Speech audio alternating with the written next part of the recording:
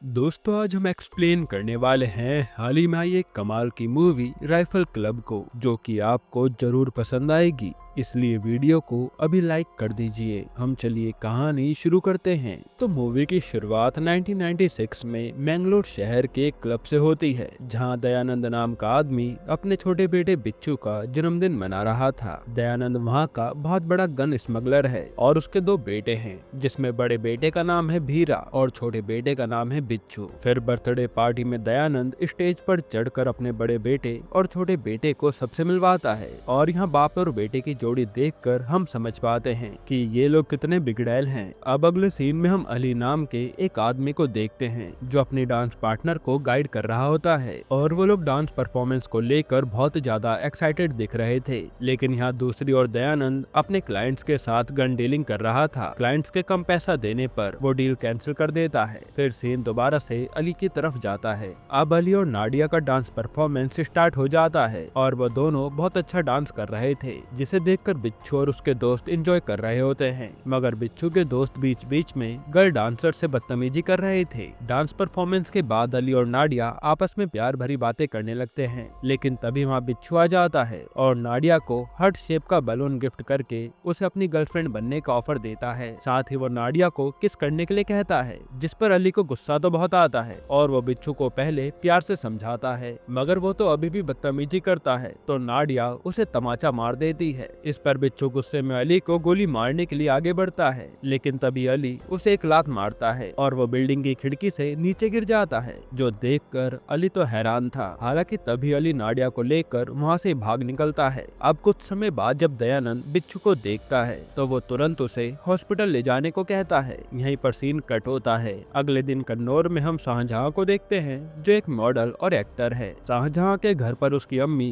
उसके लिए आए खत को पढ़ रही थी, जिस पर लड़कियों ने बहुत प्यारी प्यारी बातें लिखी थी, और शाहजहां अपने आप को शीशे पर निहार रहा था। जिसके बाद प्रोड्यूसर शाहजहां की अम्मी को मैगजीन में लिखी दूसरे एक्टर्स की तारीफें सुनाते हैं। साथ ही वो कहते हैं कि दूसरे एक्टर्स एक्टिंग करने के लिए कई महीनों की ट्रेनिंग लेते हैं, और हमें पता चलता है कि प्रोड्यूसर अपनी अगली फिल्म के लिए शाहजहां को गन चलाना सिखाना चाहता है, ताकि उसकी फिल्म में एक्शन अच्छे से हो पाए। लेकिन इसके लिए शाहजहां को राइफल क्लब ज्वाइन करना होगा, और इसे ज्वाइन करने के लिए केवल उसकी माँ ही उसे मना सकती है, क्योंकि शाहजहां का राइफल क्लब जाने का कोई मन नहीं है। तब अपनी माँ के कहने पर शाहजहां प्रोड्यूसर के साथ अपने भाई को लेकर राइफल क्लब के लिए निकल जाता है। तब हमें बताते हैं कि ये क्लब एक जमाने में अंग्रेजों का था। टीपू सुल्तान के राज के दौरान उन्होंने अंग्रेजों को खदेड़कर क्लब पर कब्जा कर लिया और अंग्रेजों के सारे हथियारों को जब्त कर लिया। ये जगह हड़प ली। फिर टीपू सुल्तान के बाद कुछ क्रिश्चियन ने ये जगह हथिया ली, और यह अभी भी उन्हीं की है, इसलिए इस जगह को सुल्तान बख्तेरी कहते हैं। अब राइफल क्लब पहुंचने के बाद प्रोड्यूसर वहां के कुछ पॉपुलर शिकारियों के बारे में शाहजहां को बताता है। फिर अगले सीन में हम अवरन नाम के एक आदमी को देखते हैं, जो उस क्लब का सेक्रेटरी है, और सारे क्लब की जिम्मेदारी उसी के सर पर है। वो शाहजहां से कहता है कि सबसे अच्छा मीट पोर्क्यूपाइन का होता है, और इतना कहते उसकी वाइफ सिसली पोर्क्यूपाइन का मीट लेकर आ जाती है। फिर अवरन सभी लोगों को अपने पूर्वजों के शिकार करने के तरीके और उनकी बहादुरी के किस्से सुनाता है, जिसके बाद वो लोग अवरन की पुश्तैनी बंदूक देखने लगते हैं। अवरन शाहजहां से बंदूक पकड़ने के लिए कहता है, और जब शाहजहां बंदूक पकड़ता है तो उसके तरीके को देखकर सिसली और वो लोग बहुत हंसते हैं। इसी बीच शाहजहां का भाई उससे बंदूक की कीमत पूछता है, जिस पर सिसली कहती है कि ऐसी बंदूकों के मालिक नहीं वारिस होते हैं, और ये बंदूकें बिकाऊ नहीं हैं। इसके बाद अवरन उन्हें ऐसी जगह लेकर जाता है जहाँ पुरानी पुश्तैनी अंग्रेजों के जमाने की एक से एक बंदूकें रखी थी। वहाँ उन्हें गोड्सो मिलता है, जो अवरन को उसकी तिजोरी के बारे में भी बताने के लिए कहता है। तब गोड्सो के कहने पर अवरन उन्हें तिजोरी के बारे में बताता है, लेकिन वो तिजोरी खोलकर उन्हें दिखाता नहीं। इसके बाद अवरन शाहजहां को उसके पिता और क्लब के संस्थापकों में से कुवलपम से मिलवाता है, जो कि व्हील चेयर में बैठे हुए थे, और उनकी ऐसी हालत जंगली सुअर का शिकार करने के दौरान हुई थी। इसके बाद अवरन शाहजहां को अपनी बहन कुंजुमल और अपने पूरे परिवार से मिलवाता है। दरअसल क्लब के 3 संस्थापक थे। अब उन तीनों के परिवार परिवार उस क्लब के मेंबर हैं, जिसमें काफी लोग हैं जैसे मुनुस, एडवोकेट कोशी और फादर जोशी। लेकिन इन सब में एक खास औरत होती है जिसका निशाना अवरन से भी अच्छा था, और उस औरत का नाम है इत्यानम। इन सब के अलावा क्लब में एक और मेंबर होता है जो उनके परिवार का नहीं था, इत्यानम का एक्स हस्बैंड डॉक्टर लेजर। खैर अब रात में हम देखते हैं कि डिनर के समय अवरन सबके सामने शाहजहां को राइफल क्लब का मेंबर घोषित कर देता है, जिसके बाद सब लोग शाहजहां से उसकी एक्टिंग और किसिंग सीन के बारे में पूछ कर हंस रहे थे। लेकिन इसी बीच अवरन के पिता उसका ही मजाक बनाते हुए कहते हैं कि यहाँ सबको पता है कि तुम और तुम्हारी बीवी नशे की हालत में जंगल जाते हैं और दूसरों के शिकार को चोरी करके उसे अपना बना लेते हैं। इस बात पर सब लोग बहुत हंसते हैं और अवरन का मजाक बनाते हैं। साथ ही हमें ये भी पता चलता है कि कहने को तो ये लोग एक परिवार थे, मगर आपस में ये लोग एक दूसरे से जलते भी थे। फिर फैमिली फोटो के बाद अवरन शिकार पर जाने के लिए तैयार होने लगता है, लेकिन इसी बीच उसकी बीवी उसे आकर बताती है कि वो बाप बनने वाला है, जो सुनकर अवरन खुश हो जाता है। इधर शाहजहां से मिलने उसका दोस्त अली और नाडिया भी आ गए थे। वो शाहजहां को सारी बात बताते हैं और कहते कि दयानंद और उसके गुंडे अभी भी हमारे पीछे पड़े हैं, जो सुनकर शाहजहां काफी डर जाता है। तभी वहाँ अवरन भी आ जाता है, मगर शाहजहां अवरन को कुछ भी नहीं बताता, बल्कि वो कहता है कि ये मेरा कजन है और इन दोनों ने भागकर शादी कर ली है, क्योंकि अगर ये अवरन को दयानंद के बारे में बता देते तो शायद अवरन इन दोनों को यहाँ से भगा देता।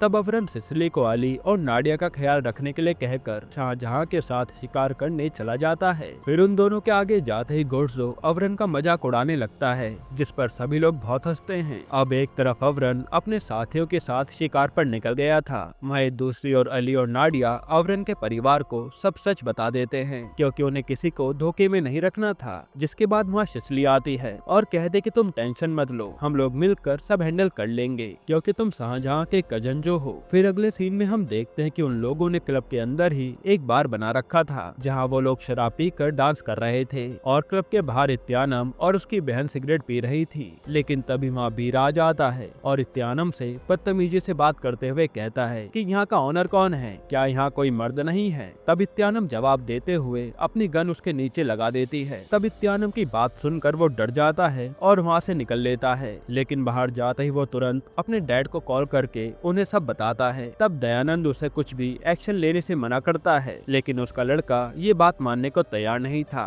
और वो अकेले सारे क्लब को उड़ाने की बात कर रहा था। जिसके बाद जैसे तैसे दयानंद उसे मनाता है और कहता है कि जिस औरत ने तुम्हारी बेइज्जती करी है उसे मैं मैंगलोर की सड़कों पर नंगा दौड़ाऊंगा, तुम बस थोड़ा इंतजार करो। ये सुनकर बीरा उसकी बात मान जाता है, लेकिन तभी दयानंद से उसका आदमी कहता है कि बिच्छू को घर ले जाना है या शमशान घाट। ये सुनते ही बीरा का तो दिमाग खराब हो जाता है और वो अपने डैड से पूछता है कि क्या बिच्छू मर चुका है, लेकिन दयानंद उसे झूठ बोल देता है। हालांकि बीरा दयानंद के हाव भाव से समझ जाता है और वो तुरंत अपने आदमियों से कहता है कि डैड ने सबको मार देने को कहा है। जिसके बाद वो लोग क्लब के लिए निकल जाते हैं। यहाँ क्लब में सभी लोग साथ बैठकर बीरा के बारे में ही बातें कर रहे थे। तभी गोड्जो इत्यानम से कहता है कि तुम्हें ऐसा करना नहीं चाहिए था, वो दयानंद का लड़का है। जिस पर इत्यानम कहती है कि चाहे वो जो कोई भी हो हम उसे देख लेंगे। अब यहाँ जंगल में अवरन शाहजहां को एक जंगली सुअर दिखाता है और उस पर निशाना साधने के लिए कहता है। अवरन शाहजहां को शिकार करते समय किन किन चीजों का ध्यान रखना चाहिए वो सब बताता है। जिसके बाद शाहजहां सुअर पर गोली चलाता है। तब पहले तो सुअर छटपटाता हुआ नीचे गिर जाता है, मगर कुछ ही देर में वो खड़े होकर दौड़ते हुए उनकी तरफ आने लगता है, जिससे ये लोग डर जाते हैं। तब उसके पास आता ही अवरन उसे गोली मार देता है और वो यहाँ मर जाता है। इधर बीरा क्लब में पहुंच गया था, जहाँ घुसते ही उसके आदमी वहाँ बैठे सभी लोगों पर बंदूकें तान देते हैं और वो अली और नाडिया को बुलाने के लिए कहते हैं। तब उनके ना सुनने पर वो इधर उधर गोली चलाते हैं, लेकिन इसके बाद भी क्लब के मेंबर कुछ रिएक्ट नहीं कर रहे थे। ऐसा लग रहा था कि जैसे वो लोग गोलियों से बिल्कुल भी नहीं डरते। हालांकि तभी अपने आप ही अली और नाडिया वहाँ आ जाते हैं और बीरा का गुंडा जैसे उन्हें पकड़ने की कोशिश करता है। तभी क्लब के मेंबर में से एक सीटी बजा देता है, जिसके ऐसा करते ही सब अपनी अपनी गन से बीरा और उसके आदमियों के पैरों और हाथों पर गोली चला देते हैं। फिर अवरन के पिता अवरन को बुलाने के लिए कहते हैं, जिसके बाद गोड्जो घर के बाहर लाइट गन चला देता है। अवरन उस इशारे को देखने के बाद भी नजरअंदाज कर देता है और कहता है कि ये मेरे पिताजी भी ना बहुत मजाक करते हैं। ये कहकर वो एक और सुअर के शिकार पर आगे बढ़ जाता है। फिर आगे चलते चलते अवरन शाहजहां को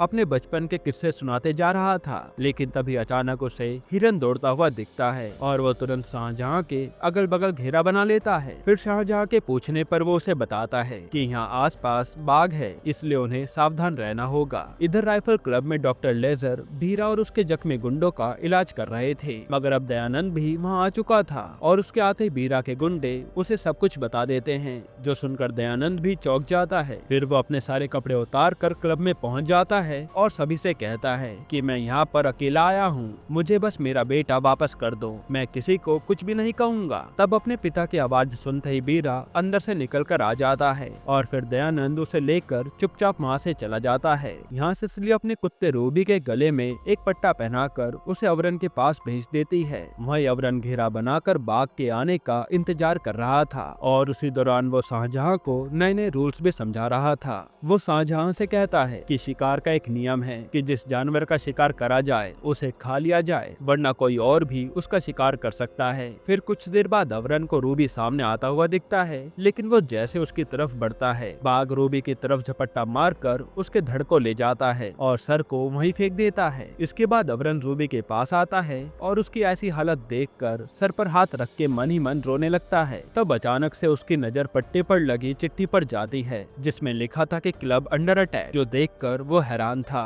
अब अगली सुबह हम बीरा की लाश को जमीन पर पड़ा हुआ देखते हैं, जिसके बाद दयानंद बीरा की लाश को खाई से नीचे फेंकवा देता है। यहाँ देखकर हम समझ पाते हैं कि बीरा के दिमाग में क्या है वो कोई नहीं जान सकता। हालांकि इतना तो साफ था कि बीरा बहुत बुरा इंसान है और उसके क्लब में बेइज्जती हो गई थी, जिसके गुस्से में आकर उसने अपने ही बेटे को मार डाला। इधर क्लब में खुशी सारे बच्चों को लेकर एक सेफ जगह ले जाने के लिए निकल पड़ता है, लेकिन रास्ते में उसे दयानंद मिल जाता है। हालांकि फिर ये दोनों अपने अपने रास्ते निकल लेते हैं और कोई किसी को कुछ नहीं कहता। वहीं राइफल क्लब को दयानंद के सभी आदमी घेर लेते हैं और अपनी नई और आधुनिक बंदूकों से उन पर गोलियां बरसाने लगते हैं। यहाँ डॉक्टर इत्यानम और गोट्सो उनका सामना कर रहे थे, मगर गुंडों की स्नाइपर के सामने उनकी गन कमजोर पड़ रही थी। तभी गोट्सो कुवलप्पम से तिजोरी से बंदूक निकालने के लिए कहता है। फिर एक एक करके सभी लोग कुवलप्पम से अंग्रेजों के जमाने की मास्टरपीस गन्स निकालने के लिए कहते हैं। तब कुवलप्पम गन निकालने के लिए तैयार हो जाता है, मगर तिजोरी की चाबी अभी भी अवरन के पास थी।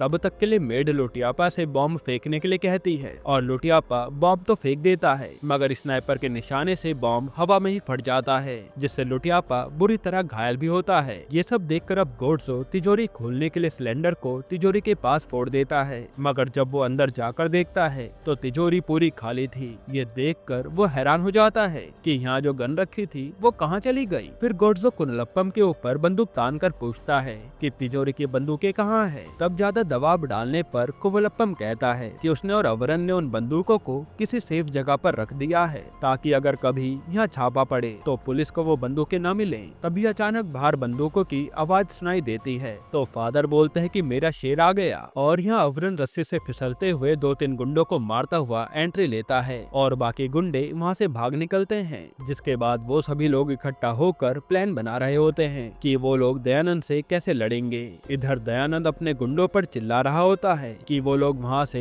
बिना किसी को मारे केवल मार खाकर ही चले आए, लेकिन उसका आदमी उसे समझाता है कि जब तक सूरत से शार्प शूटर्स नहीं आ जाते तब तक हमें उनसे लड़ना नहीं चाहिए, क्योंकि वो राइफल क्लब के मेंबर हैं जिनके निशाने बहुत पक्के होते हैं। वह दयानंद के गुंडे भी काफी डरे हुए थे, क्योंकि वो जानते हैं कि जब क्लब के मेंबर लड़ाई के लिए तैयार नहीं थे तब उन्होंने उनका ये हाल कर दिया। अगर वो पूरी तरह से तैयार होंगे तो न जाने वो क्या क्या कर दें। इधर राइफल क्लब में गोट्सो इस बात को लेकर परेशान था कि उनके पास केवल 45 गोलियां ही बची हैं। लेकिन तभी कुवलप्पम कहते हैं कि हम शिकारी हैं, हमारा निशाना तेज होना चाहिए और हम अगर हर आदमी के लिए 3 गोलियां रखेंगे तब भी हमारे पास 6 गोलियां बच जाएंगी। जिसके बाद अवरन भी इन सबको एकजुट होकर लड़ने के लिए कहता है। फिर प्लान के मुताबिक सभी लोग क्लब के चारों कोनों में अपनी अपनी पोजीशन ले लेते हैं, लेकिन तभी वहाँ बाइक से 2 आदमी मशीन गन लेकर फायरिंग करने लगते हैं। तब गोट्सो बिना डरे उन्हें अपने निशाने से मार देता है, लेकिन दूसरा गुंडा बाइक चलाते हुए सीधा घर के अंदर आ जाता है और उसके अंधाधुंध फायरिंग करने के कारण अवरन के कंधे पर गोली लग जाती है और कुवलप्पम के पैर में गोली लगती है। तब उसे मारने के लिए इत्यानम और डॉक्टर लेजर बहुत निशाने लगाते हैं, मगर एक भी गोली उसे नहीं लगती। जिसके बाद वो घर के बीचों बीच खड़ा हो जाता है। अब वहाँ दयानंद भी अपनी कार से आ चुका था और वो अपने साथ अपनी automatic Russian fully loaded gun लेकर आया था। जिसके बाद वो सीधा क्लब में घुसकर दीवार के पीछे से चिल्लाता है कि यहाँ का मैनेजर कौन है, उधर से अवरन जवाब देता है कि मैं हूँ यहाँ का सेक्रेटरी अवरन। फिर दयानंद अवरन को डराने के लिए डायलॉग मारने लगता है, मगर अवरन उसे उसी की भाषा में समझा देता है।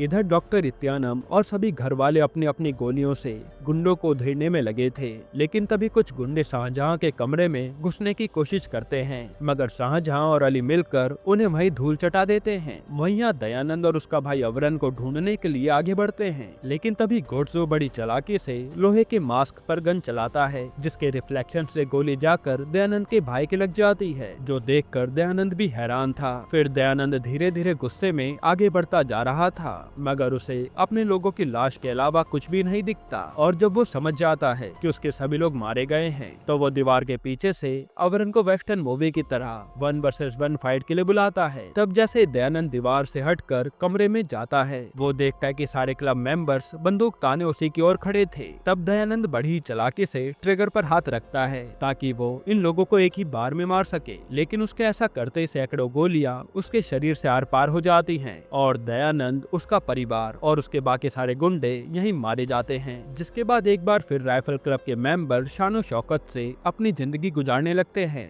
जैसे यहाँ पर कुछ हुआ ही नहीं था। यहीं पर ये मूवी खत्म होती है। दोस्तों, आपको ये मूवी कैसी लगी हमें कमेंट में जरूर बताइएगा, और अगर मैं आपको छोटा सा रिव्यू दूं तो ये मूवी मुझे बहुत पसंद आई है। हालांकि मूवी की स्टोरी तो सिंपल थी, लेकिन जिस तरह से इसे बनाया गया है वो काबिले तारीफ है। बाकी आप अपनी राय कमेंट में जरूर दीजिएगा, और इसके अलावा आप कौन सी मूवी का एक्सप्लेनेशन देखना चाहते हैं वो भी कमेंट कीजिएगा। और अगर आपको हाल ही में आई कमाल की सीरीज देखनी है तो आप ये वीडियो देख लीजिए।